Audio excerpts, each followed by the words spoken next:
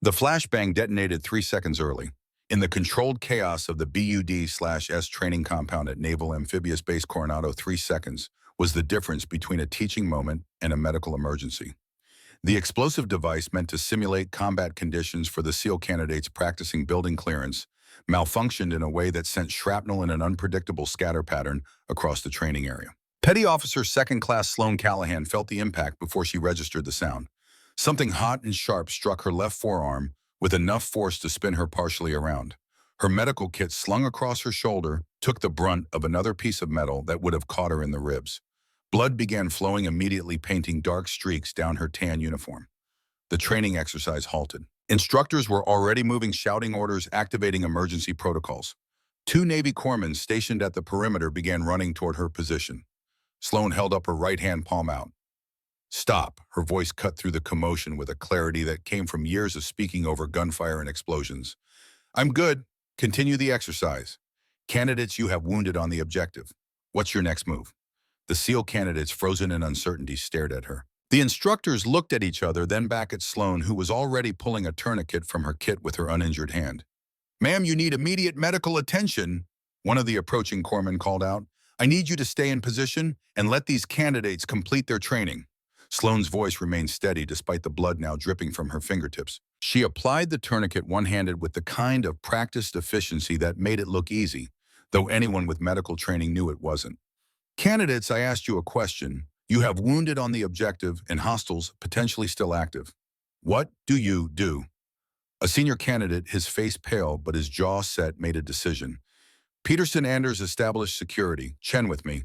We're getting the corpsmen to cover and calling for Casabac." "Good."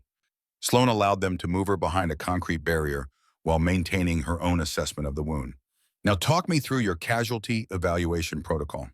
For the next 7 minutes, while the training cadre coordinated actual medical response and the range safety officer investigated the malfunction, Sloan Callahan conducted an impromptu teaching session on combat casualty care. She used her own injury as the practical demonstration, walking the candidates through triage priorities, tourniquet placement verification, and communication protocols with evacuation assets.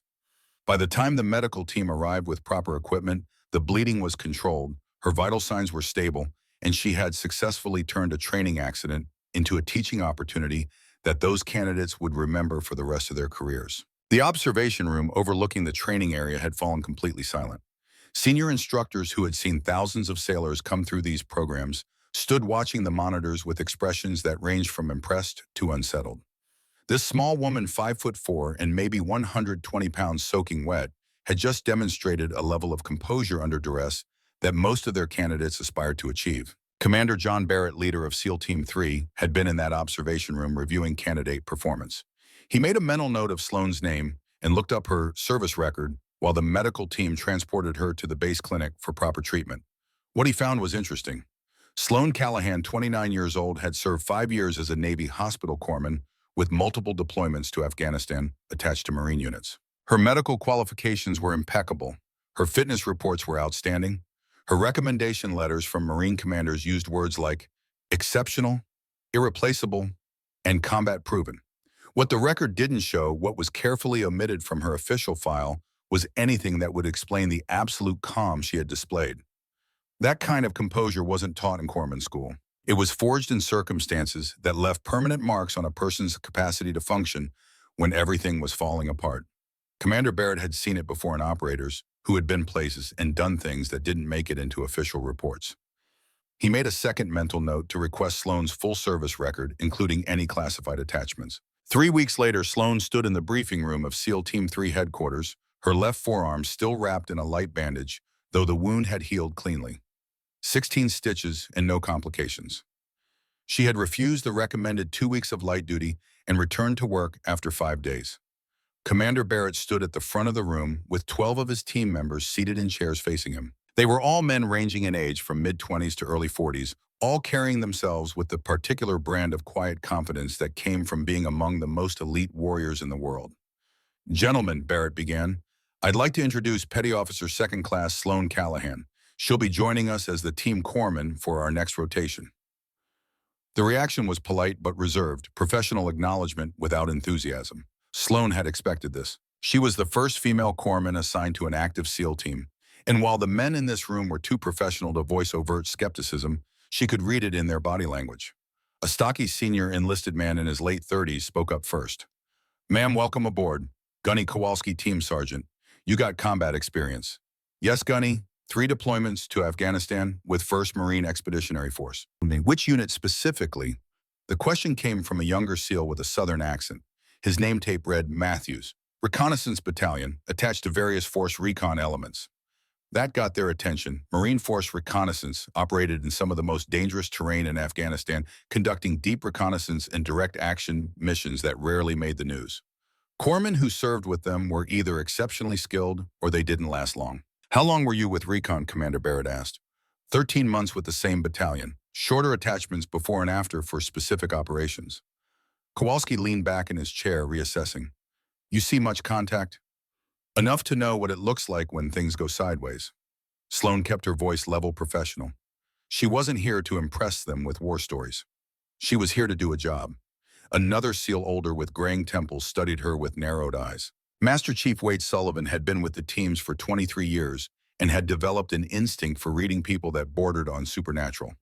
Something about this woman's bearing suggested depths that her official record didn't reflect. "Petty Officer Callahan." Sullivan's voice was gravelly from years of shouting commands over gunfire and helicopter rotors. "What's the worst casualty situation you've handled in the field?" The room went quiet. It was a test question, but also genuine curiosity. How someone answered said a lot about their experience and their judgment. Sloan met his gaze directly. "Ambush outside Sangin. 12 casualties over 18 hours with limited supplies and no air support. Stabilized 7 critical patients with improvised equipment while under sustained enemy fire. Lost 9 when our position was overrun during extraction." The silence that followed her answer was different from before. Every man in that room understood what she had just described, understood the calculations and compromises required to keep anyone alive under those conditions, understood the weight of losing 9 after fighting for 18 hours to save them. "3 made it out," Sullivan asked quietly. "3 made it out." Barrett cleared his throat, bringing the briefing back to its official purpose. "Petty Officer Callahan has been briefed on our operational tempo and training requirements. She'll be participating in all team activities, including physical training, weapons qualifications, and tactical exercises. She'll be evaluated like any other team member." "Questions?" Matthews raised his hand. "Ma'am, no disrespect intended, but can you keep up with Team PT?" It was a fair question. SEAL physical training was notorious for its intensity, designed to maintain the extreme fitness levels required for their mission set. Sloan was fit by any normal standard, but normal standards didn't apply here. "Guess we'll find out tomorrow morning at 0500, she replied evenly. The next morning demonstrated exactly what she had meant. The PT session started with a 4-mile run at a pace that would have broken most recreational runners. Sloan finished in the middle of the pack, not the fastest, but far from the slowest. The strength circuit that followed was harder. She could do the pull-ups and push-ups, though her smaller frame meant she had to work harder to move the same weights during the lifting portion. By the end of the 2-hour session, that she was exhausted but still standing. Several of the SEALs were breathing hard themselves. Matthews, who had asked about her fitness level, gave her a respectful nod as they headed to the showers. "Not bad, Doc," he said, using the nickname that corpsmen traditionally earned in Marine and SEAL units. "Not done yet," Sloan replied, though privately she was grateful for the hot shower that would ease muscles that were already beginning to cramp. The real test came 3 days later during a training exercise in the California desert. The scenario involved a long-range patrol with the team moving through rough terrain while carrying full combat loads, weapons, ammunition, water, and specialized equipment that brought each man's pack weight to over 80 pounds. Sloan's medical rig alone weighed 40 pounds, packed with supplies to handle everything from gunshot wounds to heat casualties to chemical exposure. On top of that, she carried her personal weapon, ammunition, water, and communications gear. Her total load was over 70 pounds on a frame that weighed less than 120. 10 miles into the patrol, as the desert sun reached its peak intensity and the temperature climbed past 100 degrees, Corporal Danny Hayes started showing signs of trouble. He was a newer team member, 23 years old, and still adapting to the extreme physical demands. His pace began to slow. His face went from red to pale. His movements became slightly uncoordinated. Sloan noticed before anyone else. She quickened her pace to move up next to him, studying his gait and breathing pattern while maintaining her own position in the patrol formation. Hayes, she said quietly, her voice pitched to carry only to him and the men immediately around them. How you feeling? Good to go, Doc. The automatic response of someone who had been trained never to show weakness. That wasn't a judgment. That was a medical assessment question. Answer honestly. Hayes hesitated, then admitted, little dizzy. Probably just need to hydrate. Sloan watched his pupils, slightly dilated despite the bright sunlight. She noted the fine tremor in his hands and the way he was overcompensating for balance issues. Commander, request halt for medical check. Barrett called the patrol to a halt without hesitation. In the field, the corpsman's medical authority superseded rank when it came to health and safety issues. The team took security positions while Sloan moved Hayes into shade cast by a large rock formation. Talk to me, she said, pulling out a thermometer and blood pressure cuff from her rig. Really, Doc, I'm fine. Just pushed a little hard. Your pupils are dilated, you're showing impaired motor control, and you're compensating for balance issues. That's not pushed hard. That's heat exhaustion approaching heat stroke. If I don't treat you now, you'll be unconscious in 30 minutes and potentially brain damaged if your core temperature keeps rising. She worked efficiently, checking his vital signs and pulling cooling packs from her medical rig. His core temperature was 103.5 degrees, not critical yet, but trending in a dangerous direction. You're done for today, she announced, then keyed her radio. Base, this is Team 3. We have one heat casualty requiring evacuation. Non-critical, but needs cooling and monitoring. Request vehicle pickup at our current grid. Hayes started to protest, but Kowalski cut him off. Doc says you're done, no arguments. We all pushed too hard in training at some point and learned why there are medical protocols. While they waited for the pickup vehicle, Sloan continued treatment. She had Hayes in the shade with cooling packs on his major arteries, forcing him to drink water with electrolyte tablets in small, frequent sips. She monitored his vitals every 5 minutes and logged everything in her medical notes. The other team members watched this process with growing respect. She hadn't hesitated, hadn't doubted her assessment, hadn't been intimidated by Hayes' insistence that he was fine or worried about looking overly cautious. She had made a medical decision and executed it with confidence.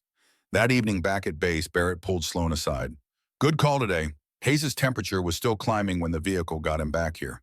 Medical says another hour in that heat, and he would have been in serious trouble. Just doing my job, sir. That's the second time I've seen you stay calm when things got complicated. The BUD/S incident and today. That kind of composure under pressure is unusual. He paused, studying her. Your service record is very good, petty officer, but it's also very sparse on certain details. 3 deployments with Marine Recon, and I can only find official documentation for about half your time deployed.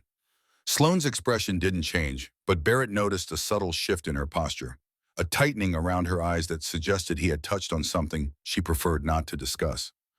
Some operations don't generate detailed paperwork, sir. I'm sure you're familiar with that. I am, which is why I put in a request for your complete service record, including any classified attachments. Barrett's voice remained professional, but carried an edge of command. I need to know who I'm working with. If there are capabilities or complications I should be aware of now, is the time to tell me. Sir, and I'm a corpsman. I keep people alive. That's what I'm here to do. And if keeping people alive requires more than medical skills, the question hung between them. Sloan held his gaze for a long moment before responding. Then I use whatever skills are necessary to complete the mission. Same as anyone else on this team. Barrett nodded slowly. Fair enough, but Sloan, if you're carrying something from your previous deployments, trauma guilt, whatever you need to deal with it before it affects your performance here. This team depends on every member being fully mission capable, physically and mentally. We have resources available if you need them. I appreciate that, sir. I'm good.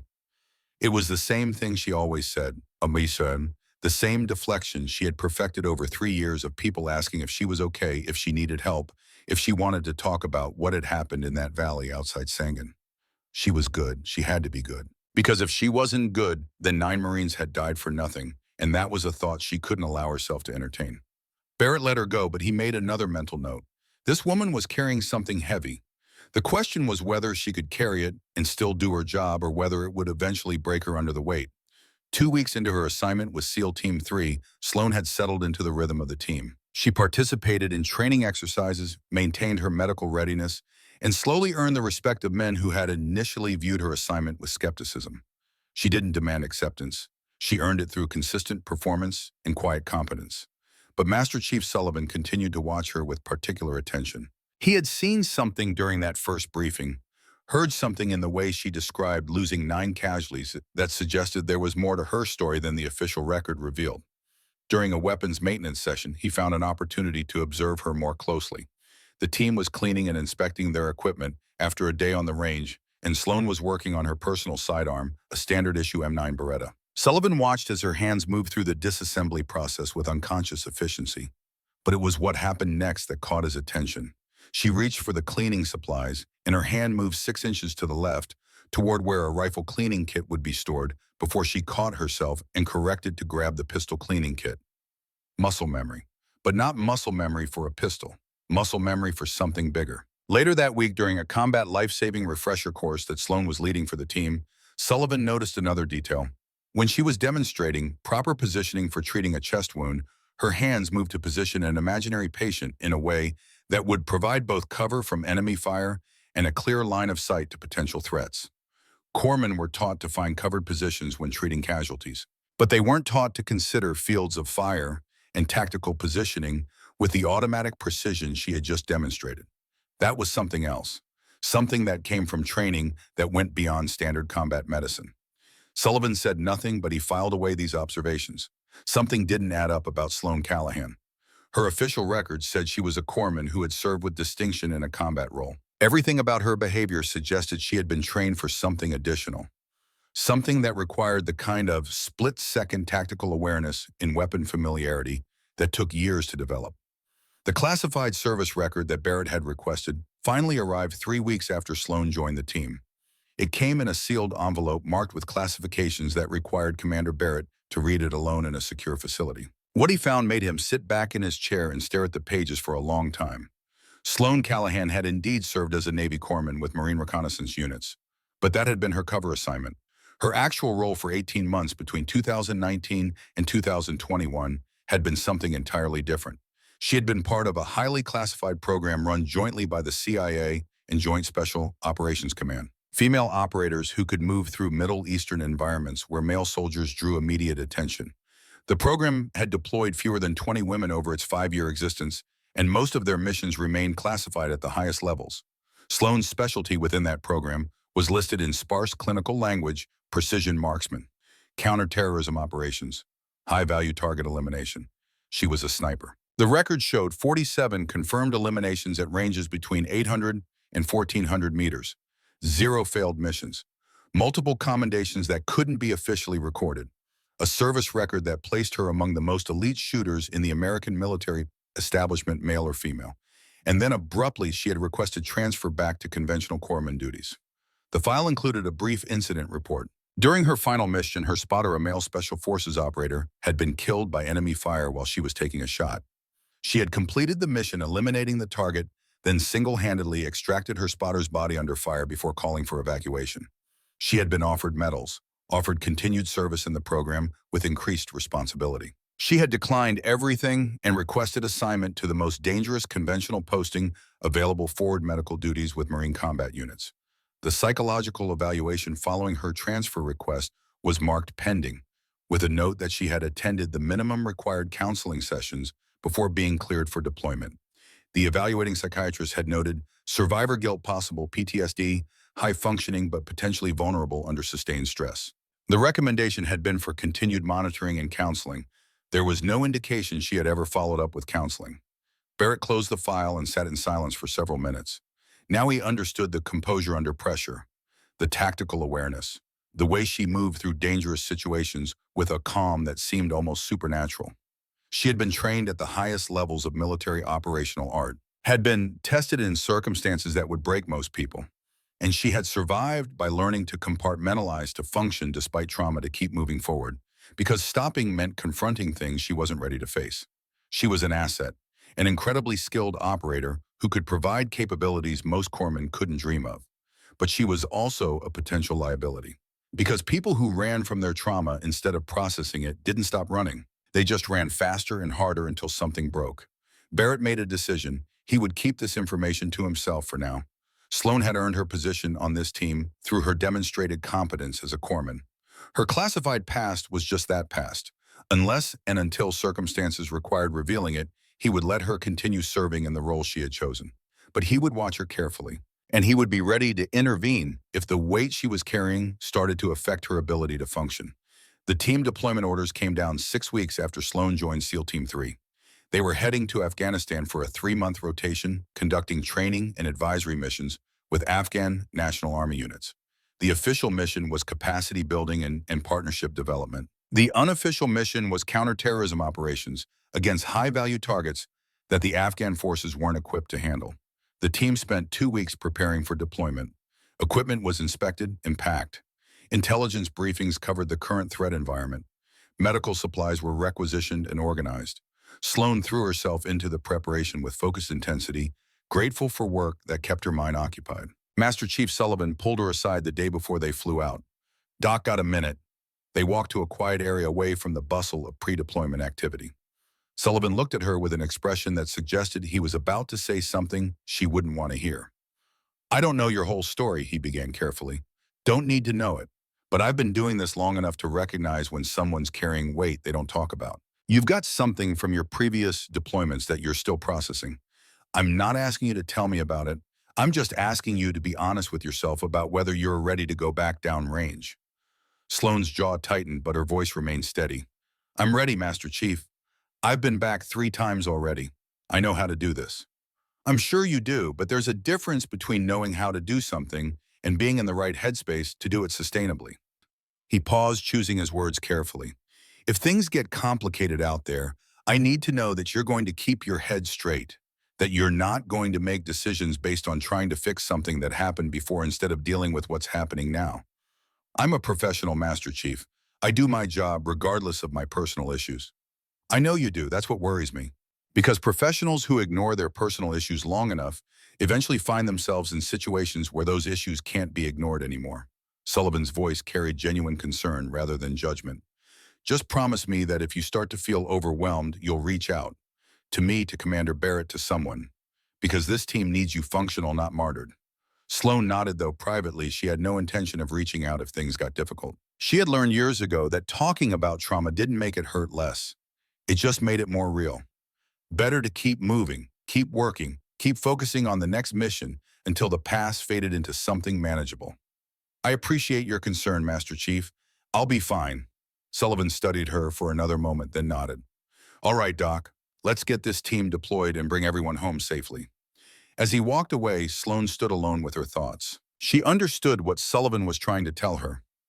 Understood that she was approaching burnout, that she was using work to avoid processing trauma, that her coping mechanisms were unsustainable. But understanding something intellectually and being able to change it emotionally were two different things. She had made a promise to herself 3 years ago, kneeling in the dirt of a valley in Afghanistan, surrounded by 9 bodies that she hadn't been able to save. She had promised that every moment of her life from that day forward would count for something, would mean something, would justify her survival when they hadn't survived. If that meant running herself into the ground, if that meant ignoring her own needs in service of others, if that meant never fully confronting the guilt and grief that threatened to overwhelm her whenever she stopped moving, well, that seemed like a small price to pay. She pushed those thoughts aside and returned to her equipment checks. There was work to be done, a deployment to prepare for, a team depending on her to keep them alive. The rest could wait. It would have to wait. Because Sloan Callahan had learned long ago that the only way to survive carrying an unbearable weight was to never ever put it down. The moment you set it aside was the moment it would crush you, so you kept carrying it. You kept moving. You kept functioning. Until eventually you forgot what it felt like to be anything other than a person carrying weight. The desert outside Kandahar looked exactly like Sloan remembered. Tan earth stretching to distant mountains punctuated by mud brick compounds and irrigation ditches that created the only green in an otherwise monochrome landscape. The heat shimmered off the ground in waves that distorted distance perception. The air tasted of dust and diesel fuel, and something else, a particular quality of danger that combat zones carried like a signature scent. SEAL Team 3 had been in country for 5 weeks, operating out of a forward operating base that housed a mix of American Special Operations Forces and Afghan National Army units. Their missions had followed a predictable pattern: training exercises with ANA troops during the day, intelligence gathering and target development at night. The pace was demanding but not overwhelming. A sustainable operational tempo that allowed the team to maintain alertness without burning out. Sloan had settled into her role seamlessly. She conducted daily sick calls for both American and Afghan personnel, maintained the team's medical supplies, and participated in their physical training and equipment maintenance routines. She ate with the team, slept in the same plywood barracks, and slowly became integrated into their collective culture in a way that felt both natural and hard-won. The team had stopped viewing her as the female corpsman and started viewing her as simply Doc. It was a small shift in terminology that reflected a larger shift in acceptance. She had proven herself competent, professional, and unflappable. When things got complicated, she stayed calm. When people needed medical attention, she provided it efficiently. When the team needed someone to handle the unglamorous support tasks that kept them functional, she did it without complaint. But Master Chief Sullivan continued to watch her with particular attention. He noticed things that others missed. The way her hands would unconsciously drift toward weapons during weapons maintenance, as if checking familiar equipment she wasn't supposed to be familiar with. The way her eyes tracked movement across the training range with an assessment that went beyond medical interest. The way she positioned herself during briefings, always with clear sight lines to exits and angles that would provide tactical advantage if something went wrong. She was more than she appeared to be.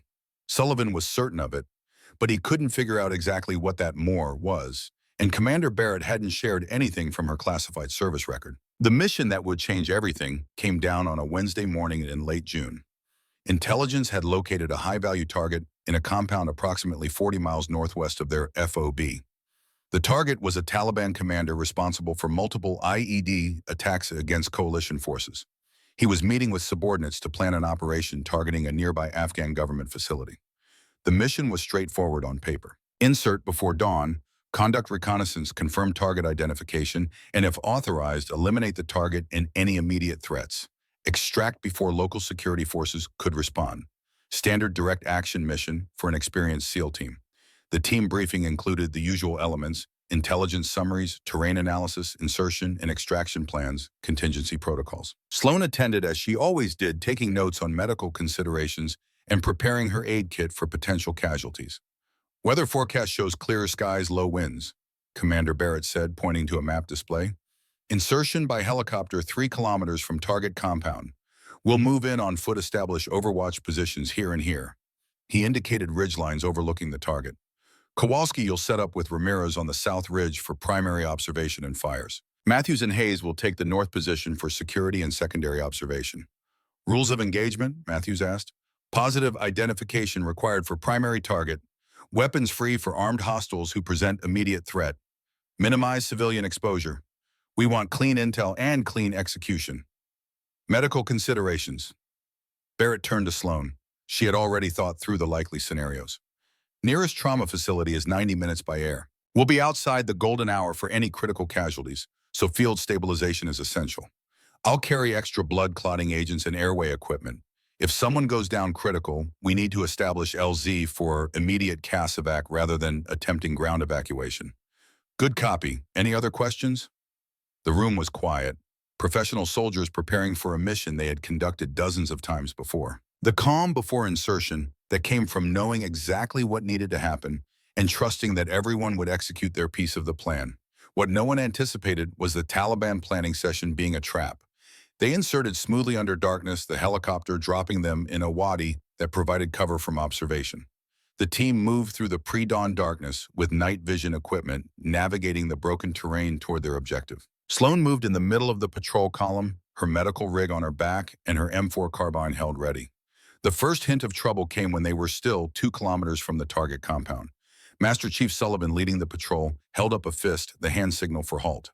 The team froze in place, each member scanning their assigned sector, while Sullivan consulted his GPS and compared it to the satellite imagery on his tablet.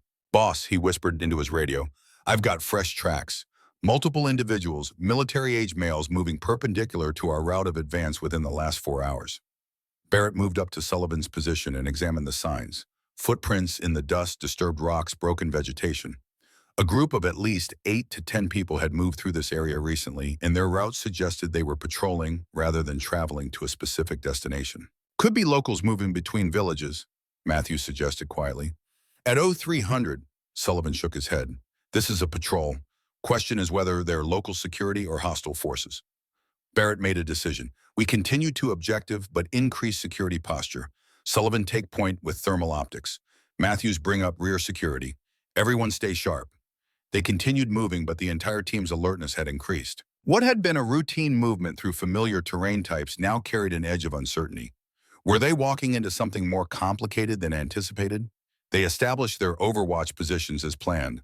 Kowalski and Ramirez with their precision rifles on the south ridge, Matthews and Hayes on the north ridge for security, Barrett, Sullivan, and 4 others in a central position that would allow them to respond to either flank, and Sloan positioned behind a rock formation that provided cover while giving her line of sight to both overwatch elements.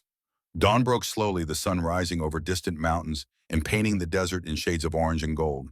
The target compound came into view as the light increased, a typical Afghan structure, with high walls surrounding multiple buildings arranged around a central courtyard. "I've got movement," Kowalski reported quietly over the radio. 5 military-aged males in the courtyard, armed with AK variants. Positive ID on primary target. He's the one in the gray dishdasha talking on a cell phone. Barrett watched through his spotting scope.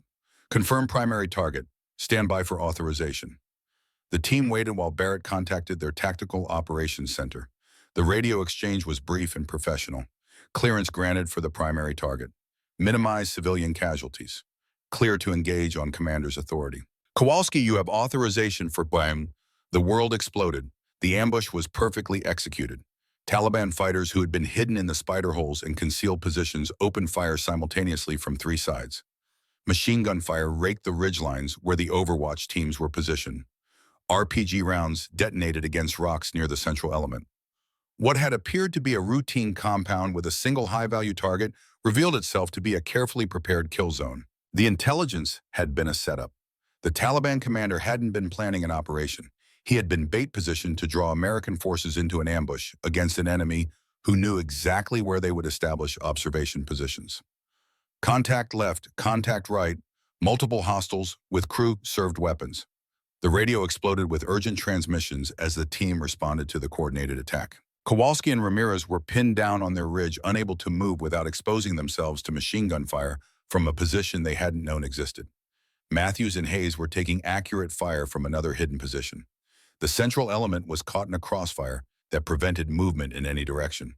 And then Ramirez screamed, "I'm hit. Right shoulder, can't move my arm." Sloan's training took over instantly. She assessed the tactical situation with automatic precision.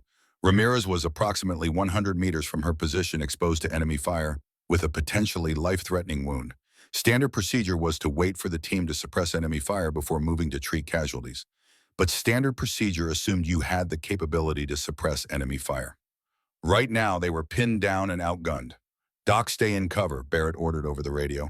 "We need to establish fire superiority before Ramirez talk to me." Sloan cut across the transmission. "Where's the hit? Are you still in the fight?" "Right behind shoulder through and through. I can't work the rifle," which meant their primary precision shooter was combat ineffective. Their ability to engage targets at range had just been eliminated at the moment they needed it most. Sloan made a calculation based on factors she shouldn't have been capable of calculating. Enemy gun position relative to Ramirez's location, angles of fire, dead space created by terrain features, estimated range to hostile forces, wind speed and direction. "Kowalski," she transmitted, her voice absolutely calm despite the chaos erupting around them. "Can you reach Ramirez's rifle?" "Negative, it's 3 meters outside our cover, and we're taking accurate fire." The Taliban fighters had them boxed in. The longer this went on, the more likely they were to take additional casualties. Someone needed to shift the tactical balance. Someone needed to eliminate the machine gun position that was keeping their Overwatch team pinned down. Commander Barrett was coordinating fire and movement, trying to establish angles that would allow them to suppress the enemy positions. Master Chief Sullivan was directing the central element's security. Everyone was doing their job exactly right, according to their training and experience. But none of them could take the 800-meter shot that would eliminate the machine gun position threatening to kill Ramirez and Kowalski. Sloan Callahan could. She had promised herself 3 years ago that she would never pick up a precision rifle again. Had promised her mother in a phone call from a hospital bed after her spotter died that she was done with that life. Had requested transfer to conventional medical duties specifically to get away from the kind of decision she was about to make. But 9 Marines had died because she hadn't been able to save them. She carried that weight every day.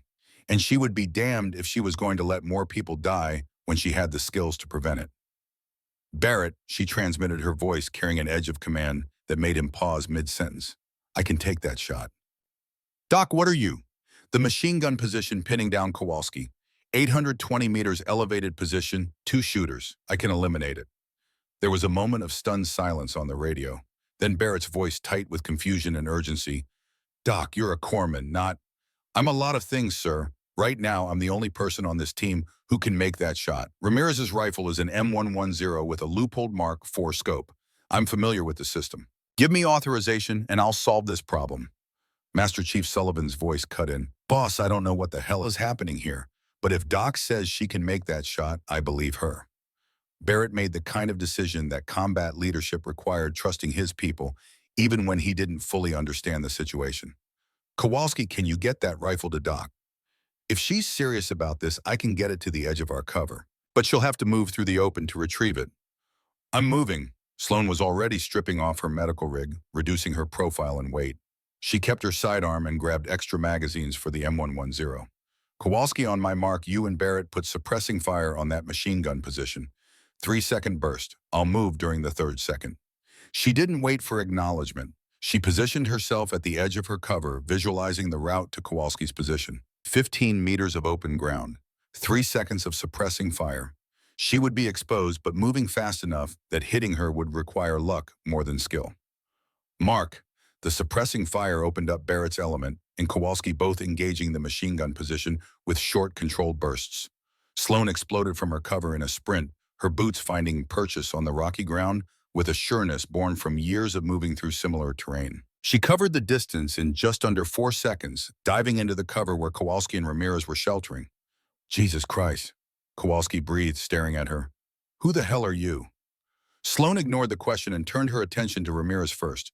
The shoulder wound was bleeding, but not arterial. She applied a quick pressure dressing and administered a dose of pain medication from the small kit she had brought. You're going to be fine. Stay in cover and keep pressure on this. Then she picked up the M110 rifle. The weapon felt familiar in her hands despite 3 years of deliberate distance from it. Muscle memory took over, checking the chamber, verifying the magazine was seated, adjusting the scope settings for range and conditions. Her hands moved with automatic precision through steps she had practiced thousands of times. She positioned herself at the edge of the rock outcropping, settling into a shooting stance that provided stability while minimizing her exposure. The machine gun position was visible through the scope, 2 Taliban fighters behind a reinforced position with a PKM machine gun that was tearing chunks out of the rocks around them. Range 820 meters. Wind approximately 8 miles per hour from left to right. Elevation change minimal. Temperature already climbing past 90 degrees, but not enough to significantly affect ballistics. Sloan's breathing slowed, automatically falling into the rhythm she had been taught years ago. 4 seconds in, 7 seconds hold, 8 seconds out. Her heart rate dropped. The chaos of the firefight around her faded into background noise. The world narrowed to the scope picture and the calculations running through her mind. First shot, aim point, center mass on the primary shooter. Adjust 6 inches left for wind. Slight elevation compensation for range. Trigger squeeze on the exhale between heartbeats. She fired. The recoil was exactly what she remembered. The scope picture bounced, and she worked the bolt smoothly, chambering another round while reacquiring the target. The first Taliban fighter was still there. She had missed. The miss was a shock to her system. 3 years ago, she had been one of the most accurate shooters in her unit. 47 confirmed eliminations without a single miss on a critical target. But that had been 3 years ago. Muscle memory was one thing. Actual current proficiency was something else. She forced the panic down and made rapid corrections. The miss had been high and right. She had overcompensated for wind and underestimated bullet drop at this range. Adjust lower. Less wind compensation. Trust the training. Second shot. The Taliban fighter went down. The machine gun fell silent. Holy shit, Kowalski whispered. Doc just made an 800-meter cold bore shot under fire. But there was no time to process what had just happened. The ambush was still ongoing. The Taliban fighters were repositioning, bringing more weapons to bear. The team was still in danger. Barrett, Sloan transmitted, her voice steady despite the adrenaline flooding her system. Primary machine gun eliminated, but we've got more problems. I count at least 40 hostiles, and they're maneuvering to flank our position. Copy that, Doc, and we're going to have a serious conversation about your skill set when we get back. But right now, I need you to keep doing what you're doing. Can you provide precision overwatch for the team? Could she 3 years ago? Absolutely. Now, with one miss and one hit having proven to herself that she had lost some edge during her time away from this role, but Ramirez was wounded. Kowalski was a competent shooter, but not trained for the kind of precision work this situation demanded. And the team was pinned down by an enemy that had them outgunned and outpositioned. Affirmative, sir. I can do it. For the next 40 minutes, Sloane Callahan did something she had sworn she would never do again. She fought as a sniper, not a corpsman who happened to be holding a rifle, but a trained precision shooter conducting military operations at extended range. She eliminated a spotter who was directing mortar fire toward the team's position, engaged two fighters who were attempting to flank Matthews and Hayes, suppressed an RPG team that was lining up a shot on Barrett's element. Each shot was deliberate, calculated, executed with the cold efficiency that had made her effective in her previous role. And each shot felt like breaking the promise she had made, felt like becoming the person she had tried to leave behind, felt like admitting that maybe you couldn't escape who you were no matter how hard you tried to become someone else.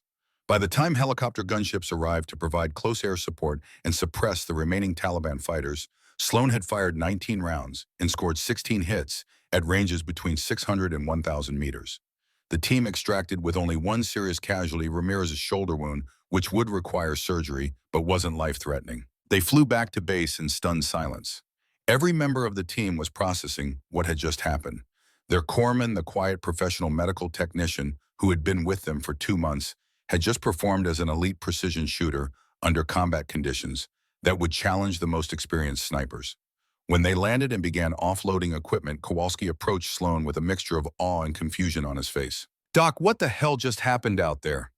Sloane was securing the M110 rifle, her movements mechanical and precise.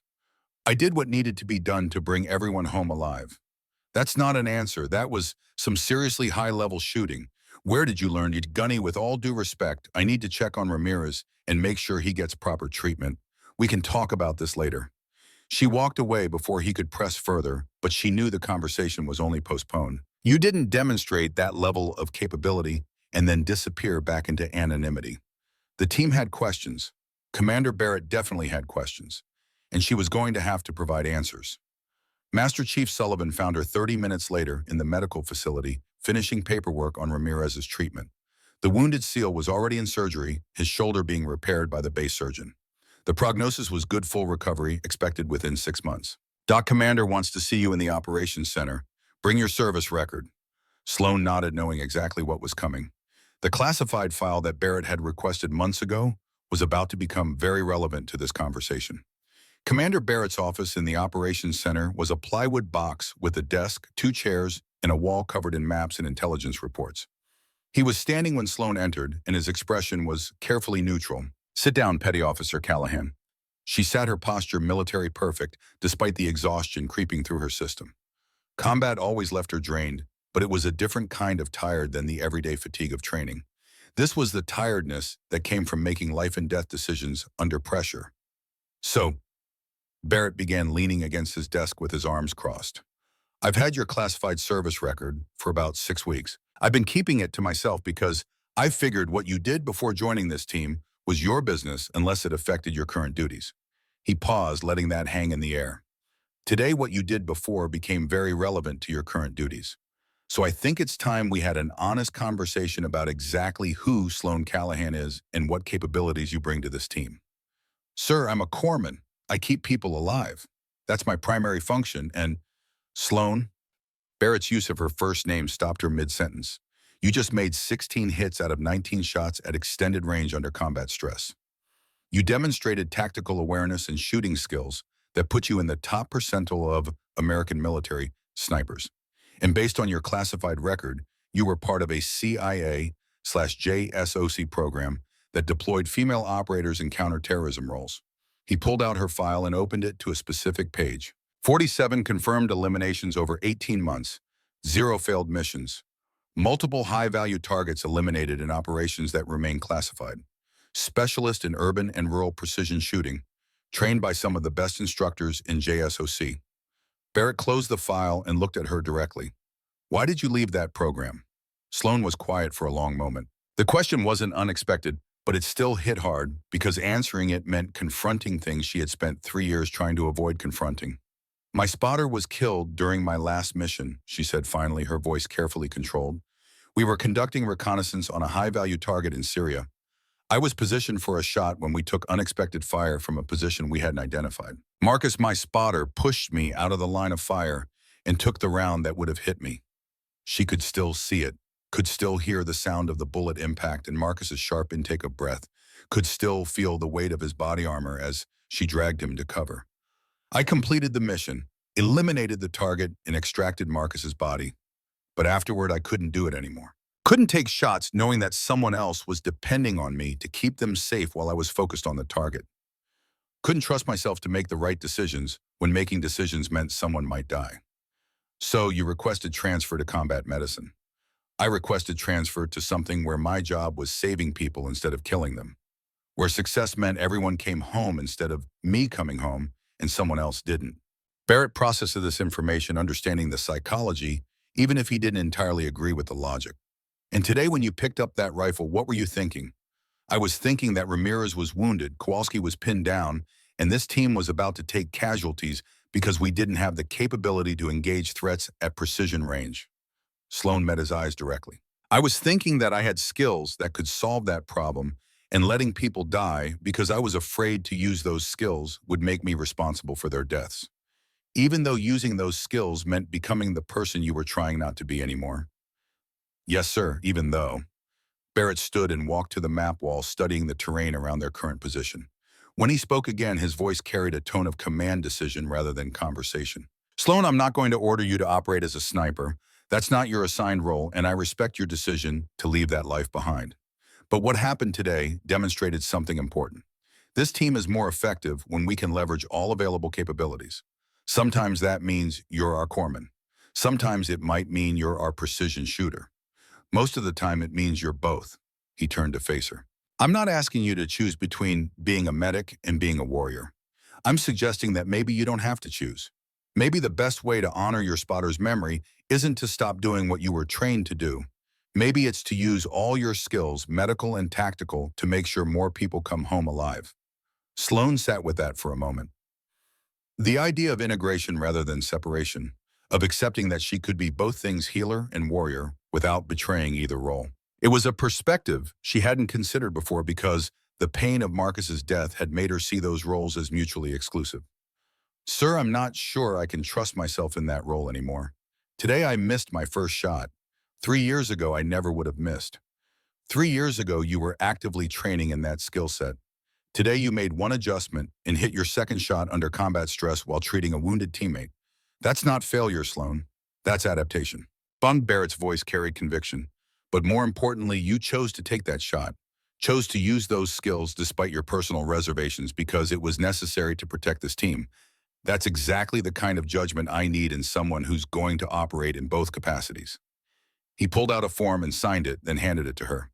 This is authorization for you to be issued precision rifle equipment and ammunition. You'll maintain your primary duties as Team Corpsman, but you'll also be qualified for precision overwatch when tactical situations require it. You don't have to decide right now whether you're comfortable with this, but I need you to have the option available so that if circumstances like today happen again, you're not improvising with borrowed equipment. Sloan took the form, staring at it like it was a snake that might bite. This was the crossroads. She could refuse this assignment, insist on remaining purely in a medical role, maintain the separation she had tried to build between who she had been and who she was trying to become. Or she could accept that maybe separation was impossible, that maybe the skills she carried were part of who she was, and denying them meant denying a piece of herself that could save lives. I'll do it, she said quietly. But sir, I need you to understand something. I left that program because I couldn't handle the weight of taking lives anymore. If I'm going to do this, it has to be in service of saving lives. Medical first, precision shooting only when it's the only way to protect the team. Agreed, your primary function remains combat medicine. Precision shooting is a secondary capability we'll leverage only when necessary. Barrett extended his hand.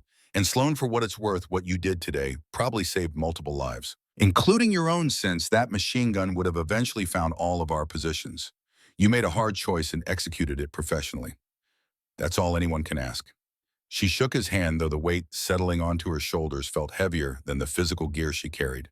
She had just agreed to step back into a role she had sworn to leave behind. But maybe Barrett was right. Maybe there was a way to integrate these pieces of herself instead of choosing between them. Maybe she could be both healer and warrior without betraying either. She left the operations center and walked through the base toward her barracks, her mind churning through the implications of what had just happened. Word had already spread through the special operations community on base. The SEALs were talking about their corpsman, who had turned out to be an elite shooter. People were looking at her differently now, with a mixture of respect and curiosity that made her uncomfortable. Master Chief Sullivan intercepted her near the dining facility. "Got a minute, Doc?" They found a quiet spot away from the main flow of personnel. Sullivan studied her with those knowing eyes that seemed to see more than most people. "I've been watching you since you joined this team," he said without preamble. "Noticed things that didn't quite add up. The way you moved, the way you assessed situations, the muscle memory with weapons that corpsmen don't usually have." He paused, then continued. "I didn't know your specific background, but I knew you were carrying something from your past that you weren't talking about. And now I understand why. You weren't just running from trauma, you were running from yourself." Sloan looked away, uncomfortable with how accurately he had read her. "Here's what I'm going to tell you, and I want you to really hear this. What you did today was necessary. It was professional. It saved lives. But that doesn't mean you have to be okay with it. You can do hard things and still struggle with having done them. That's not weakness. That's being human. Master Chief, I appreciate—" "I'm not done." His voice was firm but kind. "You've been carrying weight from whatever happened in your previous assignment for 3 years. You've been using medical work as penance, trying to make up for whatever you think you did wrong. But Sloan, you can't outrun guilt by exhausting yourself in service. You can only outrun it by facing it and making peace with it." He put a hand on her shoulder. "This team is lucky to have you, all of you. The corpsman who keeps us healthy and the operator who can provide precision fires when we need it. But we also need you to be whole, not broken and held together by force of will, actually whole. And that means dealing with your past instead of just running from it." Sloan felt tears threatening and pushed them back with practiced control. "I don't know how to do that, Master Chief. I don't know how to be okay with what happened. With the fact that Marcus died protecting me. With the fact that I kept taking shots after he was gone. With the fact that I'm good at killing people when all I want to be is someone who saves them. Then maybe it's time to find someone who can help you figure that out. Someone trained in helping operators process trauma and complicated feelings about their work. Because what you're doing right now, compartmentalizing and pushing forward and ignoring the weight you're carrying, that's not sustainable. Eventually, something breaks." He was right. Sloan knew he was right. But knowing something intellectually and being able to act on it emotionally were different things. She had been running for 3 years. Stopping felt impossible. "I'll think about it," she said, which they both knew was code for "I'm not ready to deal with this yet." Sullivan nodded, accepting that he had pushed as far as he could for now. "Fair enough. But Doc, remember, asking for help isn't weakness. It's tactical wisdom. You can't complete the mission if you're combat ineffective, and right now your psychological state is compromising your long-term operational capacity." He walked away, leaving Sloan standing alone with thoughts that refused to quiet no matter how hard she tried to push them down. That night, lying in her bunk with the sounds of the FOB carrying through the plywood walls, Sloan Callahan forced herself to confront a truth she had been avoiding for 3 years. She was broken. Not in the way that prevented her from functioning. She could still do her job, could still provide medical care, and apparently could still take precision shots when necessary. But broken in the way that meant she was held together by willpower and determination rather than actually being healed. And maybe, just maybe, it was time to stop running and start healing. But not yet. Not while they were deployed. Not while the team needed her to be functional. She would get through this rotation. Would prove to herself and everyone else that she could integrate these dual roles without falling apart. Would demonstrate that she could be both corpsman and sniper without losing herself in either identity. And then when they got back home, maybe she would find someone to talk to. Someone who could help her process the weight she had been carrying alone for so long. Maybe. Until then, she would do what she had always done. Keep moving, keep working, keep pushing forward. Because stopping meant confronting all the things she wasn't ready to confront.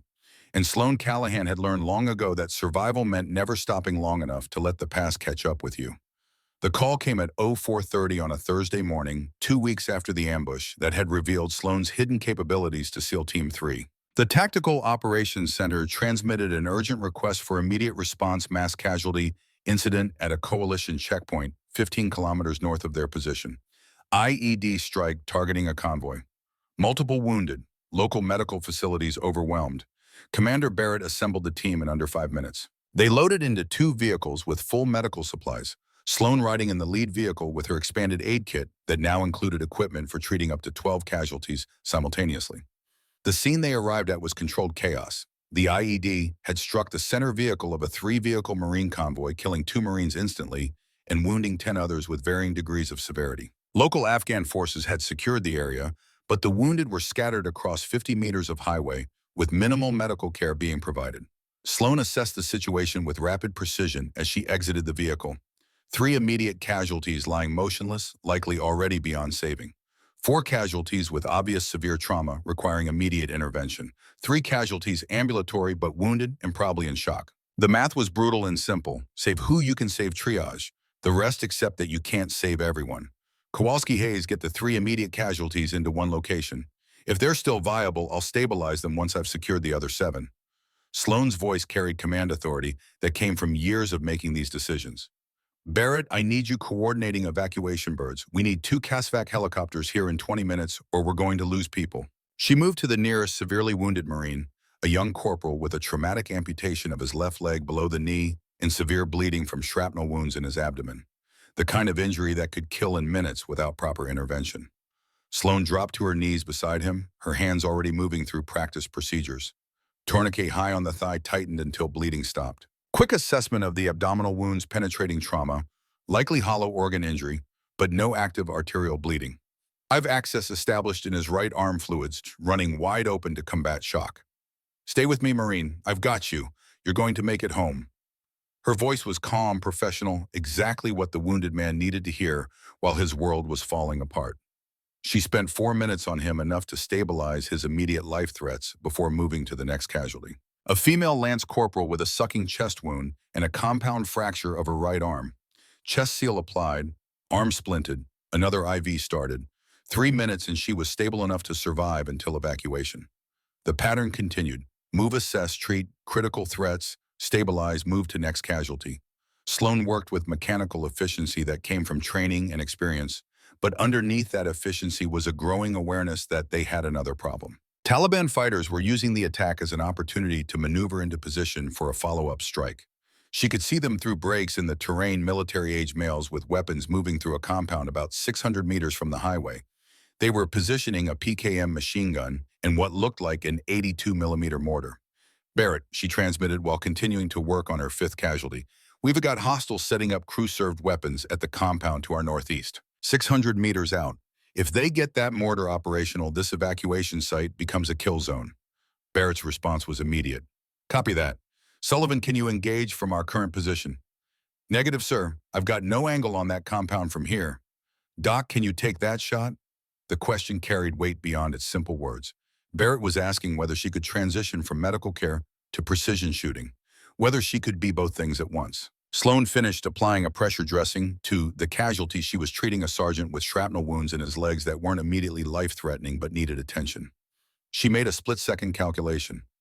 5 casualties stabilized, 3 more requiring immediate care.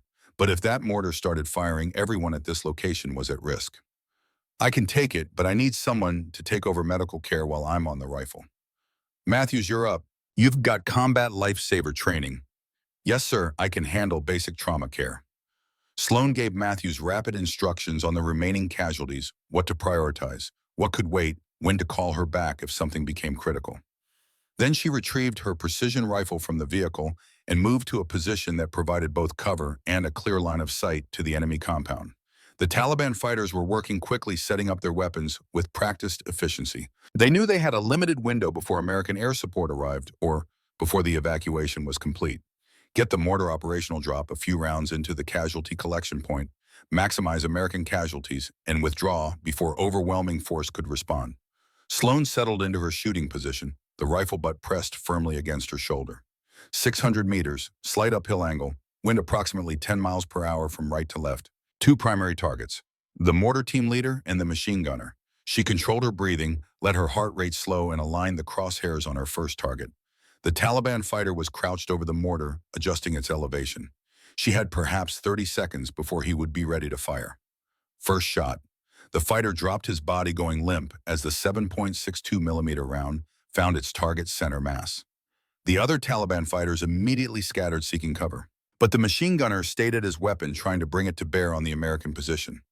Sloan worked the bolt, chambered another round, reacquired her target. Second shot, the machine gunner fell. Two hostiles down, she reported calmly. Remaining fighters are seeking cover. Stand by my... She waited patient and still knowing that panic often caused people to make mistakes. Sure enough, after 30 seconds, one of the Taliban fighters broke cover and ran toward a different position. He made it 3 steps before Sloan's third shot ended his movement. The remaining fighters went to ground and stayed there, clearly deciding that exposing themselves to engage an American sniper was suicidal. The threat was neutralized. Clear, Sloan transmitted. Hostiles are no longer an immediate danger. Returning to medical duties. She slung the rifle across her back and returned to the casualty collection point. Matthews had done well. He had kept the most critical casualties stable and had properly triaged the others. But there was still work to be done. Sloan moved between patients with renewed focus, adjusting IVs, checking bandages, administering pain medication where appropriate. She was a corpsman again, her brief stint as a sniper already compartmentalized and set aside. The evacuation helicopters arrived 18 minutes after Barrett's initial call. Sloan coordinated the loading, ensuring the most critical casualties were prioritized and that each bird had proper documentation on what treatments had been provided. She flew out with the first helicopter, continuing care during the 20-minute flight to the nearest surgical facility. All 12 casualties survived.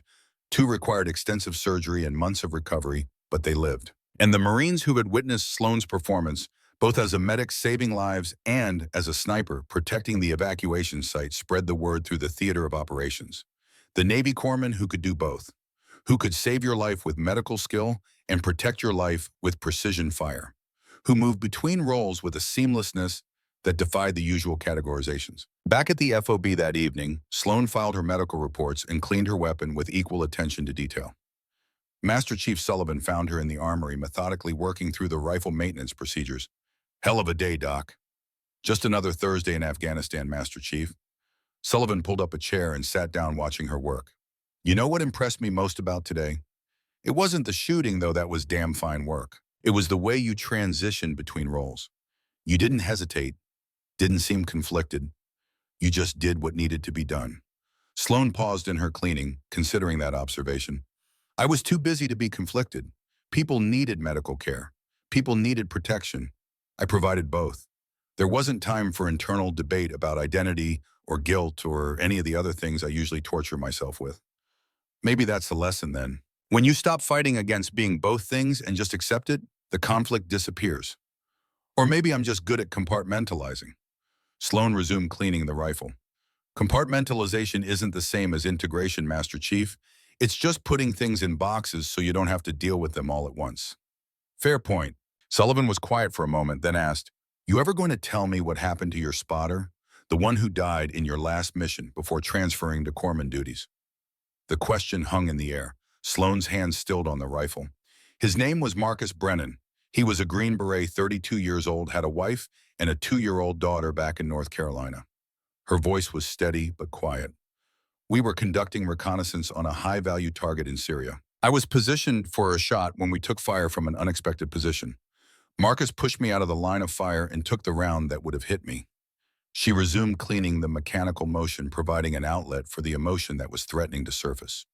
I completed the mission, eliminated the target, extracted Marcus's body under fire, did everything by the book. And afterward, I couldn't do it anymore. Couldn't take shots knowing that someone else was depending on me to keep them safe while I was focused downrange. So you became a corpsman. Figured if you saved enough lives, it would balance out the ones you took and the one you couldn't save. Something like that.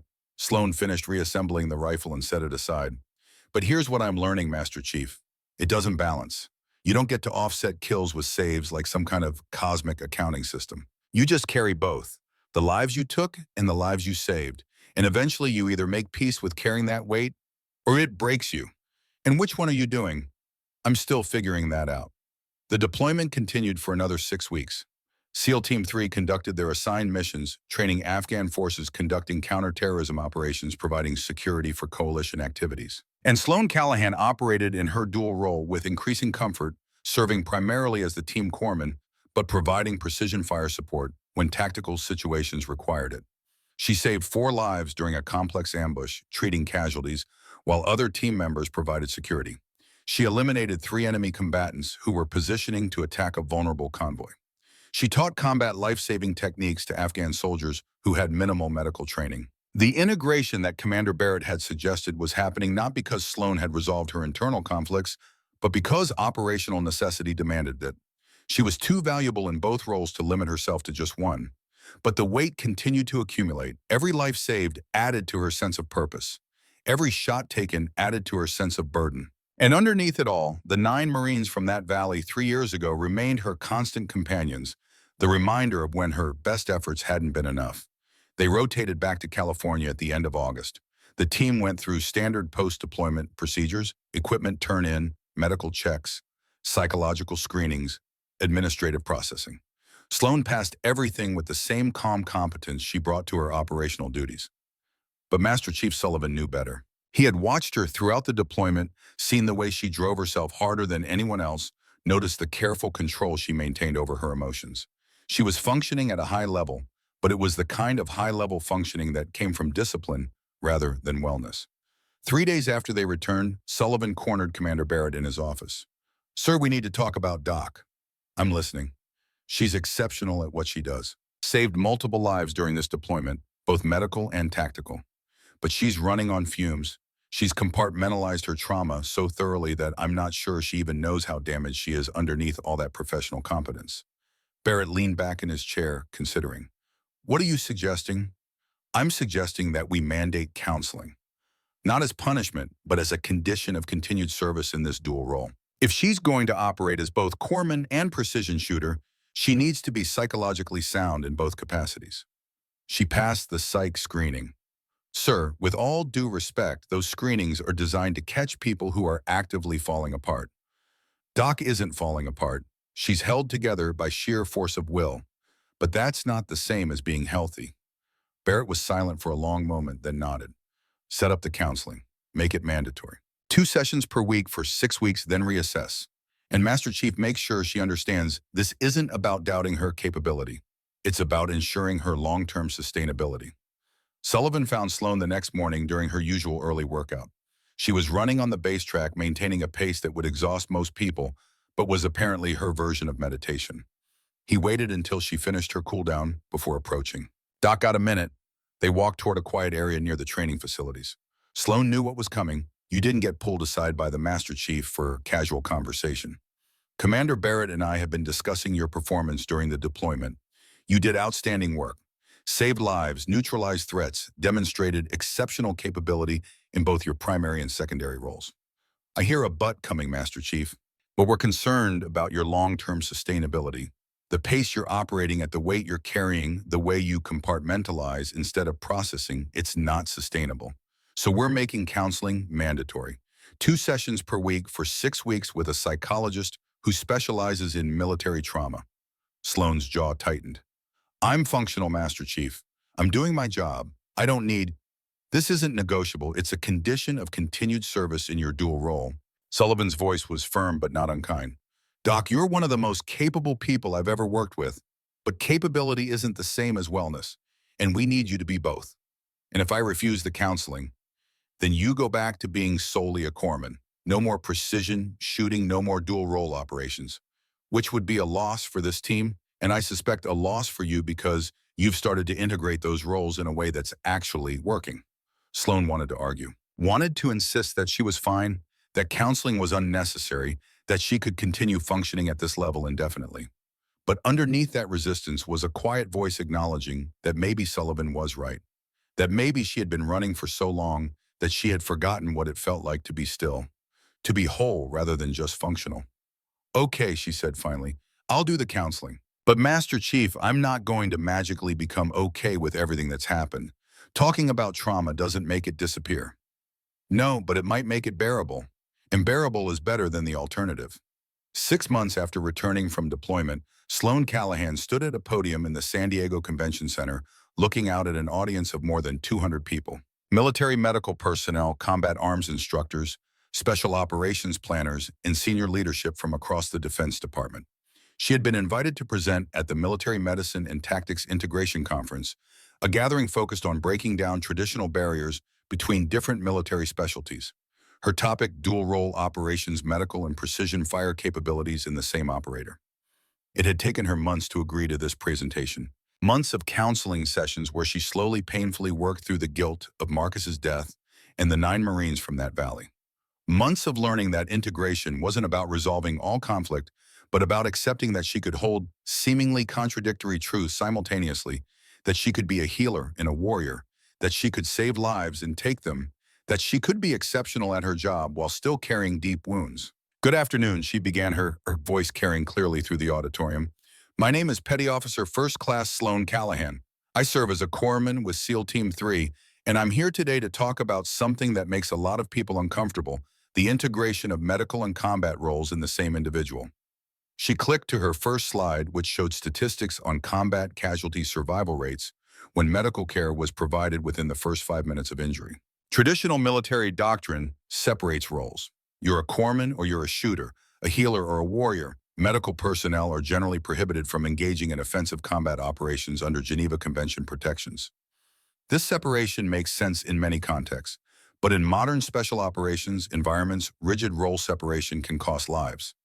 The next slide showed a scenario diagram from her deployment, the IED attack, with Taliban fighters positioning for follow-up strikes. 6 months ago, my team responded to a mass casualty incident, 12 wounded Marines requiring immediate care. While I was treating casualties, enemy fighters began positioning crew-served weapons to attack our evacuation site. Traditional doctrine said I should focus on medical care and let other team members handle the enemy threat. But my team's sniper was wounded. No one else had the precision shooting capability to neutralize the threat at range. She clicked to the next slide.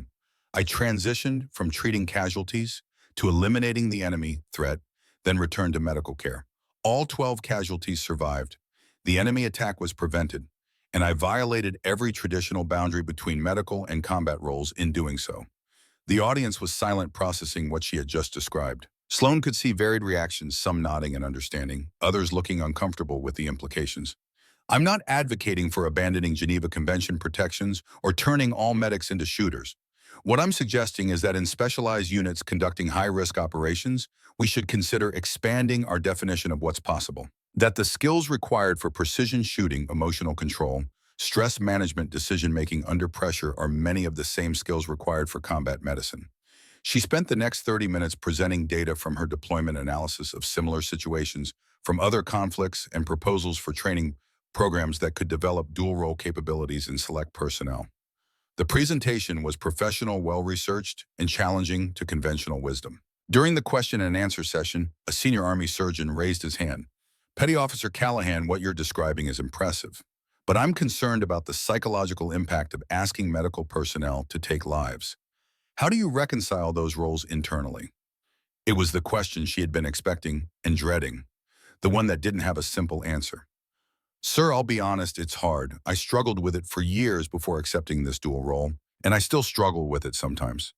But here's what I've learned through counseling and experience. Humans are capable of holding complexity. We can be compassionate healers and effective warriors. We can value life deeply and still recognize that sometimes protecting lives requires taking them. She paused, choosing her next words carefully. The key isn't pretending there's no conflict. It's accepting that the conflict exists and developing frameworks to manage it. For me, that means medical care is always my primary function. Precision shooting only happens when it's necessary to protect lives and when no other option exists. That boundary helps me maintain clarity about my core identity and purpose. Before the surgeon could follow up, a voice called out from the back of the auditorium, "Ma'am, I have a question." Sloan looked up and froze. Standing in the rear of the room was a man in his late 20s wearing an EMT uniform. Tall, fit with dark hair and serious eyes that she would have recognized anywhere. Elijah Mackenzie, one of the 3 survivors from that valley 3 years ago. The Marine she had kept alive through 18 hours of hell while 9 others died around them. "Do you remember me?" he asked quietly, but his voice carried in the silent auditorium. "Yes." Sloan's voice was barely above a whisper. I remember. Elijah walked down the center aisle toward the front of the room. Every person in the audience had gone completely still, sensing that they were witnessing something important. 3 years ago, you were a corpsman attached to my reconnaissance unit. We were ambushed in a valley outside Sangin, 18 hours under fire. 12 of us went into that valley. Only 3 came out. He reached the front and stood facing her. You kept me alive that day. When I begged you to stop when I said I was done, you wouldn't quit. You kept working on me even when supplies ran out, even when it seemed hopeless. Tears were streaming down Sloane's face now. All the professional composure she had maintained throughout her presentation breaking under the weight of this unexpected confrontation with her past. I'm sorry, she whispered. I'm so sorry I couldn't save the others. I should have done more. I should have... Stop. Elijah's voice was gentle but firm. You saved my life. You saved Lieutenant Morrison's life. You did everything humanly possible under impossible circumstances. And the 9 we lost, they died because of enemy action, not because you failed. He pulled out his phone and held it up so she could see the screen. The photo showed a little girl with dark curly hair and a brilliant smile, maybe 3 years old, holding a stuffed animal and laughing at something off camera. This is my daughter. Her name is Sloane. His voice cracked. We named her after you, after the woman who gave me a future by refusing to let me die in that valley. The auditorium had gone completely silent, 200 military professionals watching a moment of profound healing unfold in front of them. After I recovered, I went to school, got my EMT certification. Now I work for the Baltimore Fire Department providing emergency medical care. Elijah smiled. Because of you, I'm here. I have a daughter. I saved lives. That ripple you created, it keeps spreading forward. He stepped closer and lowered his voice so only Sloane could hear. The 9 we lost would be proud of what you've built. This isn't just about that one day anymore. It's about every day since, every person you've helped, every life you've touched. That's the legacy they left through you. Sloane couldn't speak, could barely breathe. 3 years of guilt and grief and self-punishment were crashing against this unexpected absolution from someone who had been there, who had survived because of her efforts, who had built a life from the second chance she had given him. They embraced, and the applause that filled the auditorium wasn't the polite professional acknowledgement that usually followed conference presentations. It was recognition of something deeper, the acknowledgement of sacrifice and service, and the healing that could come from confronting past trauma instead of running from it. After the conference ended, Sloane, Elijah, and several members of SEAL Team 3 gathered at a quiet restaurant near the waterfront. Master Chief Sullivan and Commander Barrett had both attended her presentation and had witnessed the reunion with Elijah. So, Barrett said after they had ordered drinks, I'm guessing this wasn't planned. I had no idea he'd be there, Sloane admitted. I haven't seen or talked to any of the survivors since we were extracted from that valley. I saw the conference announcement 2 weeks ago and decided I needed to come, Elijah explained. Needed to tell you what your refusal to quit meant. Not just for me, but for everyone my life has touched since then. He pulled out his phone again and showed more photos. His wedding, his daughter at various ages, family gatherings, a life fully lived because one corpsman had refused to accept that anything less than total effort was acceptable. You know what got me through the really hard times, Elijah continued, remembering that you didn't quit, that even when everything was falling apart and we were losing people and it seemed hopeless, you just kept working, kept fighting, kept believing that the next person could be saved, even if the last one couldn't. That example, that refusal to give up, that's what I carry forward. Sloane listened to him talk about his life, about his daughter, about the work he did as an EMT, and slowly something shifted inside her. The guilt didn't disappear. It probably never would entirely, but it changed shape, transformed from a crushing weight into something more like a foundation, a reminder of what was at stake, a motivation to keep doing better. I've been running from that day for 3 years, she said quietly, using work to avoid processing it, trying to save enough people to balance the 9 I lost. But Elijah, seeing you, hearing about your daughter, her voice caught. Maybe the point isn't balance. Maybe the point is just to keep moving forward, to honor them by living fully instead of just surviving. That's exactly what they'd want, Elijah agreed. I've thought about them too. Lieutenant Morrison saved my life twice in that valley, once by making the call to run for high ground, once by physically pulling me when I couldn't move on my own. He made it out with us, but died 6 months later in another operation. And you know what he told me before that last mission? He said living for the ones we lost meant actually living, building something, creating something, not just existing. The evening continued, stories being shared and laughter mixing with tears, as wounds that had been carried alone for too long finally found space to be examined in community. By the time they parted ways, Sloane felt lighter than she had in 3 years. Not healed. Healing wasn't a destination, but an ongoing process. But lighter, more whole, more capable of carrying what needed to be carried without being crushed by its weight. 1 year after that deployment, Sloane Callahan stood in the training facility at Naval Base Coronado, watching 15 Navy corpsmen and Army medics participate in the first iteration of the dual-role medical operations course.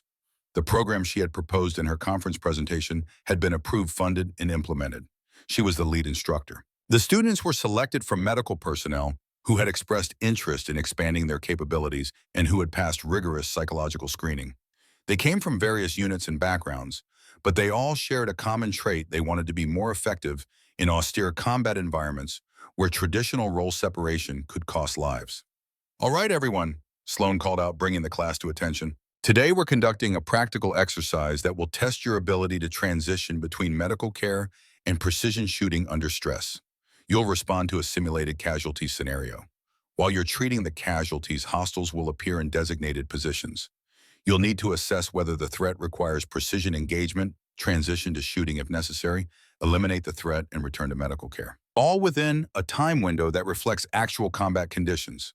She looked around at the faces watching her, some nervous, some confident, all serious about the training they were receiving. Before we begin, I want to make something clear.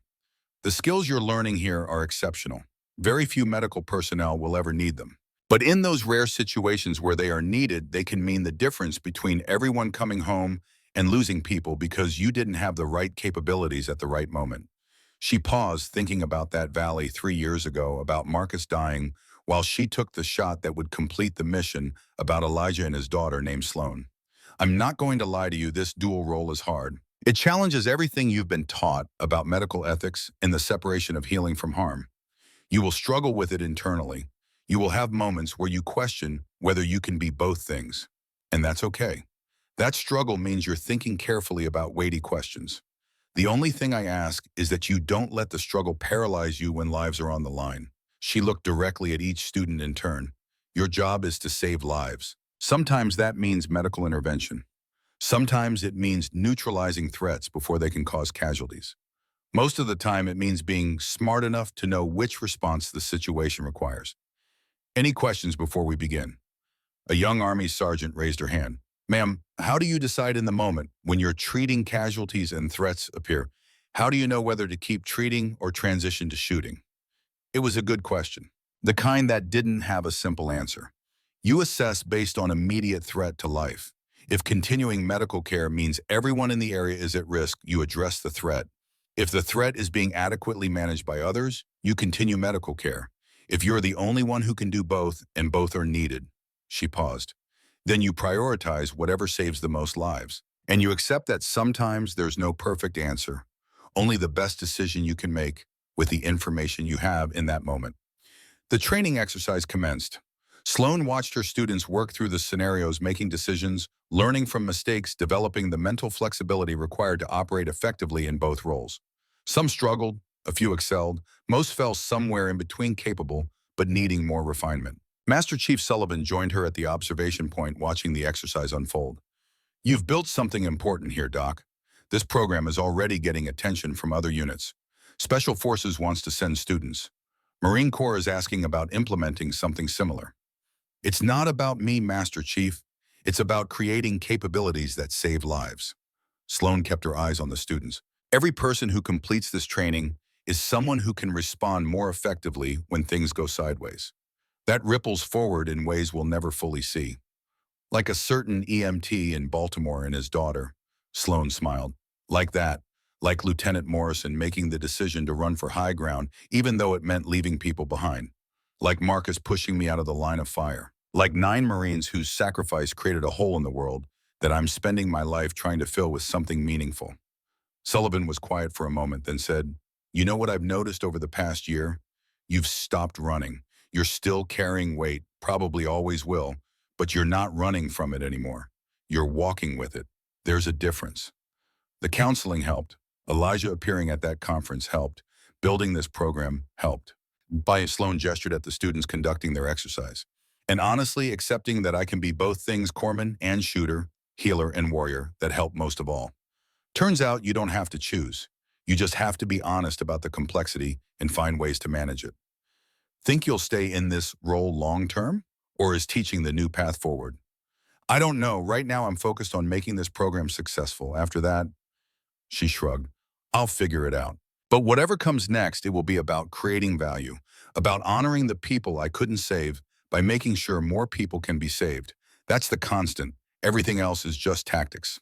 The exercise concluded. Sloan called the students together for debrief, providing feedback that was detailed, constructive, and grounded in real-world experience. She pushed them to be better while acknowledging that what they were learning was difficult and didn't come naturally even to exceptional individuals. That evening, after the students had departed and the equipment had been secured, Sloan found herself alone in the training facility. She pulled out a photo that she carried with her, always 9 names engraved on a memorial plaque taken at Arlington National Cemetery the last time she had visited. Corporal David Jensen, Private First Class Timothy Wade, Lance Corporal Marcus Brennan, Sergeant Christopher Thorne, and 5 others whose names she carried in her heart. I'm trying, she whispered to the photo. I'm building something that matters, teaching people to be better, creating capabilities that save lives. It's not enough to bring you back. Nothing could be enough for that. But it's something, and I promise I'll keep making it something more. She thought about Elijah and his daughter Sloan, about the students in her training program who would go forward and save lives in ways she would never witness, about the ripples that spread forward from every decision, every action, every refusal to quit when quitting would be easier. Master Chief Sullivan had been right. She had stopped running.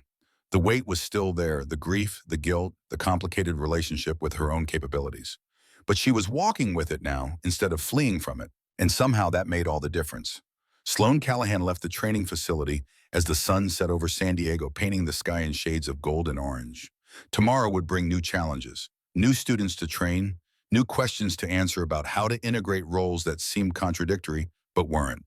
But tonight, for the first time in 3 years, she felt something approaching peace. Not the absence of pain, not the resolution of all conflict. Just the quiet recognition that she was exactly where she needed to be, doing exactly what she needed to do, honoring the fallen by living fully rather than just surviving. It wasn't perfection, it wasn't closure, but it was enough. And sometimes enough was everything.